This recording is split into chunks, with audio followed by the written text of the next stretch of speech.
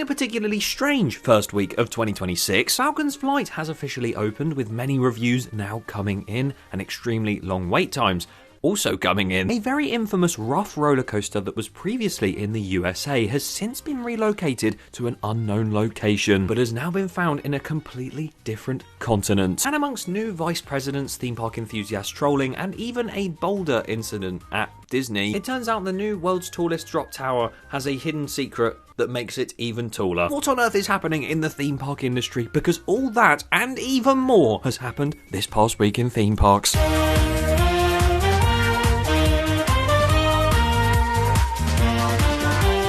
Yes, welcome back to the series, which is so consistent that I haven't made an episode since last year.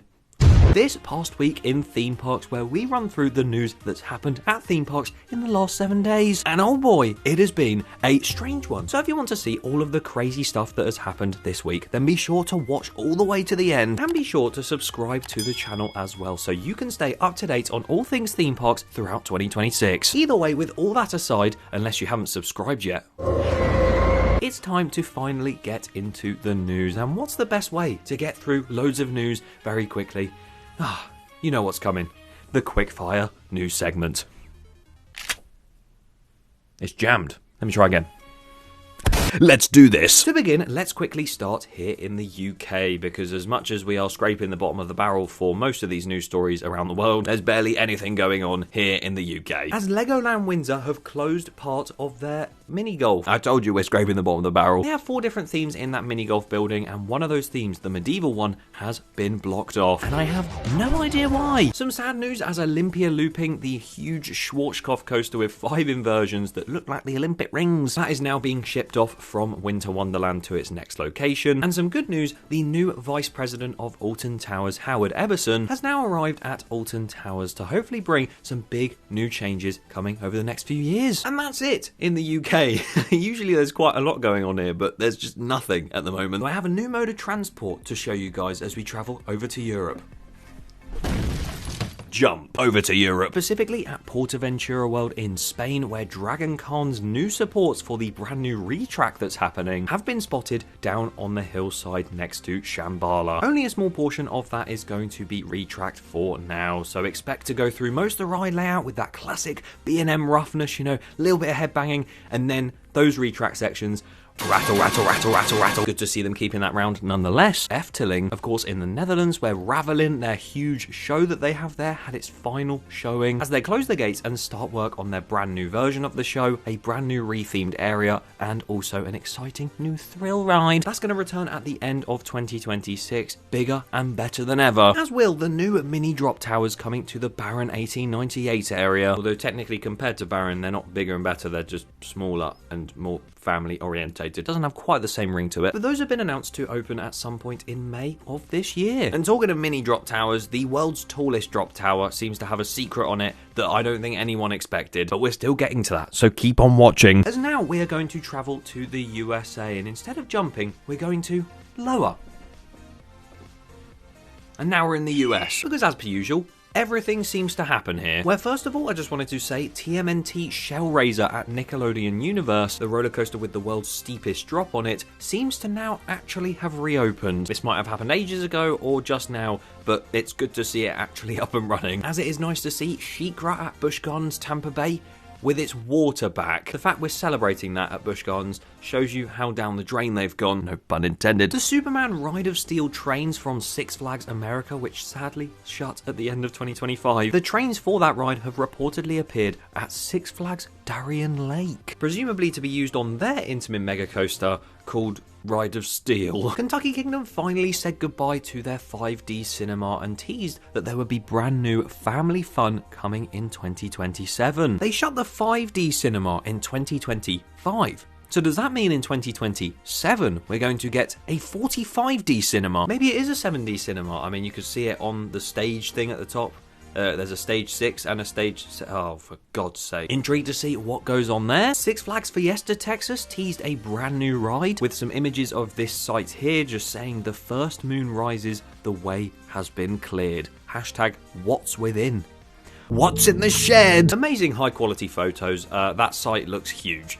so I'm kind of scared to see what they'll do. It also seems like Silver Dollar City are building a new roller coaster on their massive site, which fellow footer enthusiasts like myself do reckon that it appears to be a Mack Rides attraction. I swear there's always a Mack roller coaster being built somewhere in the world, and there seems to be 3 of them being built in the USA. As according to Amusement Today, there is actually that coaster coming to Silver Dollar City, a family Mack spinning coaster that's being built for 2027 elsewhere in the USA, and also a Mack Extreme spinning coaster being built for 2027 as well, which we can all presume is for Six Flags Great Adventure, replacing King Dakar. What a shame it was to lose that ride, and if we get the 400-foot spike with the little turn at the top, then I'd be very intrigued to see how that rides and how that actually goes up over time. Because oh my god guys, look at this post on Reddit. Someone has spotted some green track potentially going to Great Adventure. No. This is why you don't trust everything you see on social media. Because yes, it may seem plausible that it is a big green track made by Mack and it's heading to Great Adventure, but unfortunately it's not made by Mack and it's Gerstlauer track, and it's already been pictured at the pier where Hydrus is because they're just redoing some of the track and making sure it's a lot less rusty and clean. I report the correct facts here on TPWRTP. We'll just have to wait and see on that project whether or not they actually have track delivered soon or not, because Six Flags Magic Mountain have actually had some track delivered, and you can see the Vekoma glider coaster launch track now being on site. Very sad that they also closed Magic Flyer on the 5th of Jan. I almost couldn't get through that sentence, it's so sad. A similar scale of ride to that Magic Flyer ride, Tormenta's Rampaging Run at Six Flags Over Texas now has track starting to go in for that huge first inversion. And over in another park in Texas, specifically SeaWorld in Texas, a new coaster I actually haven't reported on for a while, Barracuda Strike, has now finished its track and will probably start testing very, very soon. I'm sure from a distance you'll be able to hear it testing. Even from the UK we'll be able to hear it because of that B&M rattle. But the gun has been put away now and we are out of the quickfire segment, and it is time to talk about 2 big stories that have happened in Florida before heading over to Asia. Universal Studios Orlando, in specifically the Islands of Adventure Park, the Jurassic Park River Adventure ride there's so many words, has now officially had walls go up around the entrance of it, and the refurbishment is starting, with the splashdown area now being drained and the actual adverts sort of saying that it's under refurbishment, stating that it'll be reopening in late 2026. It appears from those images as well that it will remain a Jurassic Park ride, so anyone that thought it was getting rethemed maybe, don't think it is. But according to permits that have been filed for this refurbishment, the refurb has a maximum budget of $14.8 million. The fact a refurbishment at that park is that much money, that's the same amount as they spend on new rides here in the UK. Although not for long, because we're getting Universal Studios UK. But my god, that is a lot for a refurbishment. I'm excited to see that refurbishment start rolling out across that ride, as many people who were at Walt Disney World watching a certain show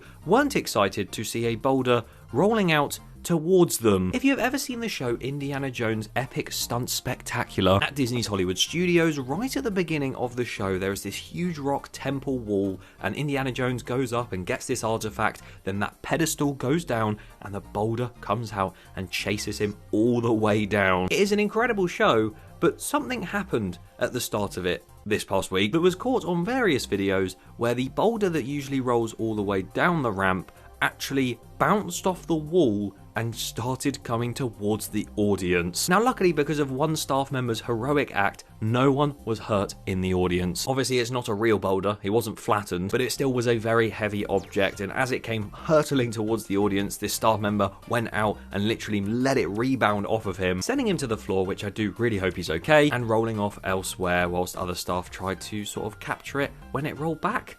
Very strange. They've since stopped using the boulder for now, and I don't really know when they'll start using it again because it has a mind of its own apparently. But now it's time to travel elsewhere to actually report on a roller coaster that is probably just as painful as being hit by a real boulder over in Asia, because if you've heard of T3 that was at Kentucky Kingdom, a very old Vekoma SLC, yes, one of those terrible, terrible rides, that closed quite a while back and was moved to another park where nobody knew where it was. And thank the Lord, you know, it's finally gone. No, it's appeared at Wonderla Bangalore in India. Imagine you turn up at your local park like, oh my god, they're building a new roller coaster, and then you realise it's that. I think I'd be inclined to take it back down. As they are taking a roller coaster down over in China, at Chimelong Paradise, the dive coaster that is moving a few hundred meters to the place of their old 10 looping coaster, that has now began removal to now move over there. But for our final two stories, we head over to the Middle East of Asia, specifically to Saudi Arabia, and in it, specifically to Six Flags Quiddiya, where of course in the past week they opened their entire park for the first time, including the world's tallest, fastest and longest coaster, Falcons Flight. And reviews have been coming in from various different enthusiasts across the world who have gone to go and ride it, some stating that it is the best roller coaster in the world and that the feeling of that cliff drop and that huge airtime hill is unlike anything else you'll ever experience. Meanwhile, some were saying that there are better rides in that park, which is mind-blowing to me. But your review on a roller coaster often depends on your queuing experience beforehand, and I know that firsthand with Iron Gwazi at Busch Gardens Tampa Bay, where it took 2 hours from literally queuing in the station. And Falcons Flight now seems to have broken the record for the most frustrating wait time for a roller coaster ever. Obviously, those trains are tiny, and as much as it does have a dual load station, 8 people per train on a coaster that long and big, the queue isn't going to move the fastest anyway.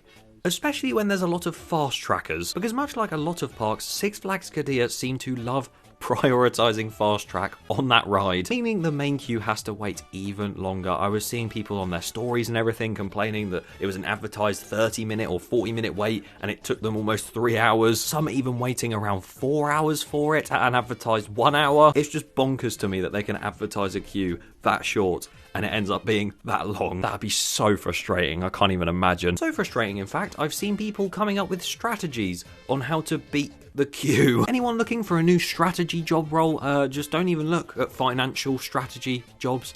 Go straight to the roller coaster wait time strategy analyzer. Hopefully the queue time for that ride does drop very, very soon, as another ride at that park is soon to drop as well, because I actually haven't seen anyone that has ridden this new ride, but we have been given a first look at the brand new world's tallest drop and shot tower that is coming to Six Flags Quiddiya, and it is huge, standing at 475 feet tall. That is almost 500 foot. Why didn't they just push an extra 25 feet? And the ride seems pretty generic. You would sit down in your seat and it would just ping you all the way up and then drop you back down. It's not that simple though, because some people were given an early sneak peek to this drop tower. I was so confused when I saw this, but pretty much you would sit down on this ride and instead of you going straight up, a massive hatch beneath you would drop down and then you would drop down with it. So with how tall this drop tower actually is above ground, it's also got a bit underground. What on earth is going on? I just love how it's such a casual part of the ride and no one's thinking much of it, when literally you would think you're about to just go straight up and then the floor beneath you drops and you just go... I don't think I'd be ready for that if I didn't know about it. And yeah, it's very intriguing to see what they have done with that drop tower. I don't know why they decided to have that little dip at the start. Maybe it is that surprise element, but it's quite a cool little addition to such a big ride. What do you guys think to all this very strange news that I have spoken about today? Leave it in the comments below and make sure you subscribe so you can stay up to date on all things theme parks throughout 2026. See you next time!